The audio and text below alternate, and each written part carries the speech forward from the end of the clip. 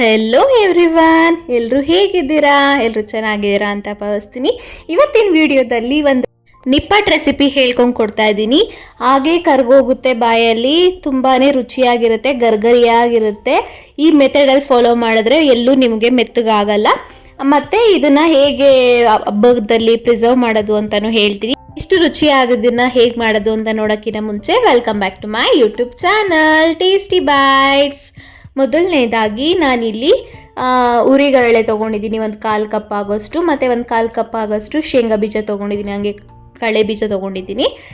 ಅದೇ ಗ್ಲಾಸಲ್ಲಿ 1 ಗ್ಲಾಸಷ್ಟು ಅಕ್ಕಿ ಹಸಿಟ್ಟು ತೊಗೊಳ್ತಾ ಇದ್ದೀನಿ ಫ್ರೆಂಡ್ಸ್. ಯಾವ್ದು ಬೇಕಾದ್ರೂ ನೀವು ಹಸಿಟ್ಟು ಯೂಸ್ ಮಾಡ್ಕೊಳ್ಬೋದು. ಅದೇ ಗ್ಲಾಸಲ್ಲಿ 1/4 ಗ್ಲಾಸ್ ಆಗೋಷ್ಟು ಉರಿಗಡಲೆ ಪುಡಿ ತೊಗೊಂಡಿದ್ದೀನಿ, ಮಿಕ್ಸಿಯಲ್ಲಿ ಹಾಕಿ ಪೌಡ್ರ್ ಮಾಡಿರೋದು. ಈಗ 1 ಇಡಿ ಆಗೋಷ್ಟು ಚಿರೋಟಿ ರವೆ ಹಾಕ್ಕೊಳ್ತಾ ಇದ್ದೀನಿ. ಈಗ ಒಂದು ಬಾಣಲಿಯಲ್ಲಿ ಎಣ್ಣೆ ಕಾಯಕ್ಕೆ ಇಟ್ಟಿದ್ದೀನಿ, ಒಂದು ಸೌಟ ಆದರೆ ಸಾಕಾಗತ್ತೆ. ಎಣ್ಣೆ ಕಾದ್ಮೇಲೆ ಈ ರೀತಿ ಸ್ವಲ್ಪ ಹಾಕಿ ನೋಡಿ, ಈ ಥರ ಬುರ ಬುರ ಅಂತ ಬಂದಾಗ ಅದು ಎಣ್ಣೆ ಕಾದಿದೆ ಅಂತ ಅರ್ಥ. ಒಂದೇ ಸೌಟ್ ಆಗೋಷ್ಟು ಹಾಕ್ಕೊಂಡಿದ್ದೀನಿ. ಇವಾಗ 1 ಗ್ಲಾಸ್ ಅಷ್ಟೇ ಅಲ್ವಾ ಅಕ್ಕಿ ಹಸಿಟ್ಟು ಹಾಕ್ಕೊಂಡಿರೋದು, ಅದಕ್ಕೆ 1 ಸೌಟ್ ಆಗೋಷ್ಟು ಎಣ್ಣೆ ಹಾಕ್ಕೊಳ್ಬೇಕಾಗತ್ತೆ. ಈಗ ಅದನ್ನೆಲ್ಲನೂ 1 ಸ್ಪೂನ್ ಸಹಾಯದಿಂದ ಏನಾದ್ರಾಗನ ಮಿಕ್ಸ್ ಮಾಡ್ಕೊಳ್ಬೇಕಾಗತ್ತೆ. ಬಿಸಿ ಇರುತ್ತೆ, ನೋಡಿಕೊಂಡು ಹುಷಾರಾಗಿ ಮಾಡ್ಕೊಳ್ಳಿ. ಚೆನ್ನಾಗಿ ಮಿಕ್ಸ್ ಮಾಡ್ಕೊಳ್ಬೇಕಾಗತ್ತೆ. ಉಪ್ಪೆಲ್ಲ ನೆಕ್ಸ್ಟ್ ಹಾಕೋದು, ಈಗಲೇನು ಹಾಕಿಲ್ಲ. ಸ್ಕಿಪ್ ಮಾಡಿದಿರ ನೋಡಿದ್ರೆ ನಿಮಗೆ ಅರ್ಥ ಆಗುತ್ತೆ ಹೇಗೆ ಪ್ರೋಸೆಸ್ ಮಾಡೋದು ಅನ್ನೋದು. ಈಗ ನೋಡಿ ಚೆನ್ನಾಗಿ ಮಿಕ್ಸ್ ಮಾಡ್ಕೊಳ್ಬೇಕಾಗತ್ತೆ. ಅದು ಎಣ್ಣೆ ಎಲ್ಲದಕ್ಕೂ ಚೆನ್ನಾಗಿ ಮಿಕ್ಸ್ ಆಗಬೇಕು, ಅಲ್ಲಿವರೆಗೂ ಚೆನ್ನಾಗಿ ಮಿಕ್ಸ್ ಮಾಡ್ಕೊಳ್ಬೇಕಾಗತ್ತೆ. ನೋಡಿ ಕೈಯಾಗೆ ಸ್ವಲ್ಪ ಆರದ್ಮೇಲೆ ಕೈಯಲ್ಲೇ ಚೆನ್ನಾಗೆ ಅಂದರೆ ಮಿಕ್ಸ್ ಮಾಡ್ಕೊಳ್ಬೇಕು. ಎಲ್ಲೂ ಗುರುಣೆ ಥರ ಇರಬಾರ್ದು, ಗಡ್ಡೆ ಇರಬಾರ್ದು. ಚೆನ್ನಾಗಿ ಈ ರೀತಿ ಪುಡಿ ಮಾಡ್ಕೊಳ್ತಾ ಮಿಕ್ಸ್ ಮಾಡ್ಕೊಳ್ಬೇಕಾಗತ್ತೆ. ಹಿಂಗೆ ಉಂಡೆ ಕಟ್ಟಿದಾಗ ಅದು ಸ್ವಲ್ಪ ಉಂಡೆ ಬರಬೇಕು. ಈಗ ಅದಕ್ಕೇನೆ 1/4 ಸ್ಪೂನ್ ಆಗೋಷ್ಟು ಜೀರಿಗೆ, 1/4 ಸ್ಪೂನ್ ಆಗೋಷ್ಟು ಬಿಳಿ ಎಳ್ಳು ಹುರಿದಿರೋದು ತೊಗೊಂಡಿದ್ದೀನಿ. ಅದಕ್ಕೆ ನಾನಿಲ್ಲಿ ಹಸಿಮೆಣ್ಸಿನ್ಕಾಯಿನ ಒಣಗಿಸಿ ಪುಡಿ ಮಾಡ್ದಿರೋದು ಹಾಕ್ಕೊಳ್ತಾ ಇದ್ದೀನಿ. ನೀವು ಖಾರದ ಮೆಣಸಿನ್ಕಾಯಿನೇ ಬೇಕಾದರೆ ಪುಡಿ ಮಾಡಿ ಖಾರಕ್ಕೆ ತಕ್ಕನಂಗೆ ಹಾಕ್ಕೊಳ್ಬೋದು. ಈಗ ರುಚಿಗೆ ತಕ್ಕಷ್ಟು ಉಪ್ಪು ಹಾಕ್ಕೊಳ್ತಾ ಇದ್ದೀನಿ. ಎಲ್ಲನೂ ಈಗ ಹಾಕ್ಕೊಳ್ತಾ ಇರೋದು, ಎಣ್ಣೆ ಹಾಕಿ ಆದಮೇಲೆ ಈ ಪ್ರೋಸೆಸ್ ಮಾಡಬೇಕು. ನೋಡ್ಕೊಂಡು ನಿಧಾನಕ್ಕೆ ಮಾಡ್ಕೊಳ್ಳಿ, ಪೇಷನ್ಸಿಂದ ಮಾಡ್ಕೊಳ್ಳಿ. ಚೆನ್ನಾಗಿ ಮಿಕ್ಸ್ ಮಾಡ್ಕೊಳ್ಬೇಕಾಗತ್ತೆ. ಉಪ್ಪು ಖಾರ ನೋಡ್ಕೊಂಡು ನಿಮ್ಮ ರುಚಿಗೆ ತಕ್ಕಷ್ಟು ಹಾಕ್ಕೊಳ್ಬೋದಾಗತ್ತೆ.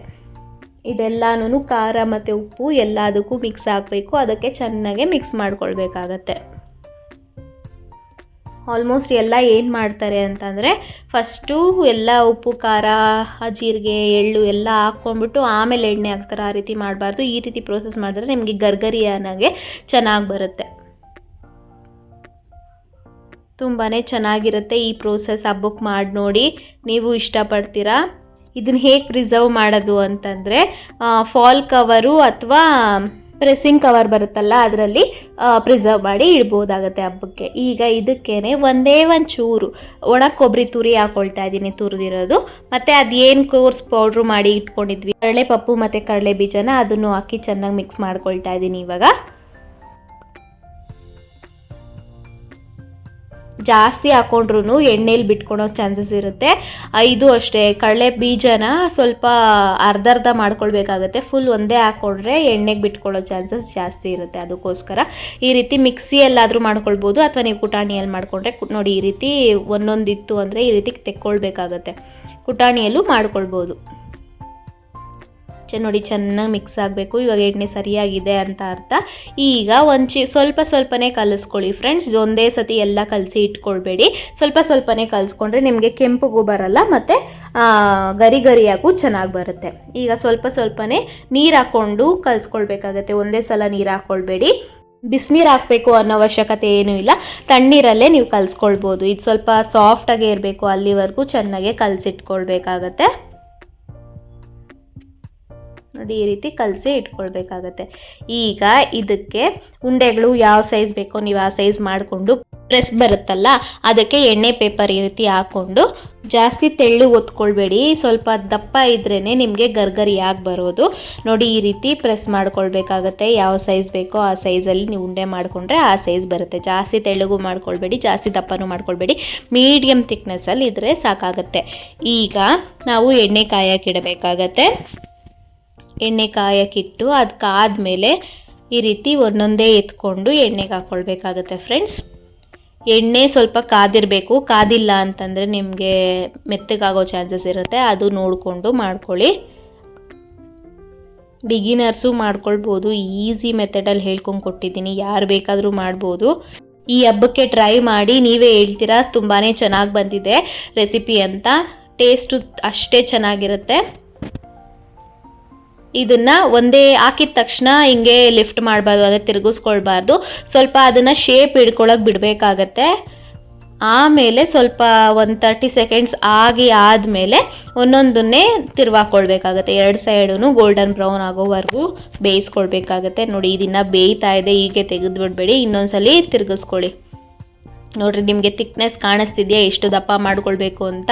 ಅದಕ್ಕೆ ಹೇಳ್ತಾ ಇರೋದು, ಜಾಸ್ತಿ ತೆಳ್ಳಗೆ ಮಾಡಿದ್ರೆ ನಿಮಗೆ ಕಟ್ಟಕ್ಲಾಗ್ಬಿಡುತ್ತೆ, ಅಷ್ಟು ಚೆನ್ನಾಗಿ ಬರಲ್ಲ. ಸ್ವಲ್ಪ ದಪ್ಪ ಇರಬೇಕು, ಆದರೆ ಜಾಸ್ತಿ ದಪ್ಪನೂ ಇರಬಾರ್ದು, ಸ್ವಲ್ಪ ಜಾಸ್ತಿ ತೆಳ್ಳಗೂ ಇರಬಾರ್ದು, ಮೀಡಿಯಮಲ್ಲಿ ಇರಬೇಕು. ನೋಡಿ ಎಲ್ಲದೂ ಈ ರೀತಿ ತಿರುಗಿಸ್ಕೊಳ್ತಾ ಇರಬೇಕಾಗತ್ತೆ. ಅದು 2 ಸೈಡೂ ಚೆನ್ನಾಗಿ ಗರಿಗರಿಯಾಗಿ ಬೇಯಬೇಕು.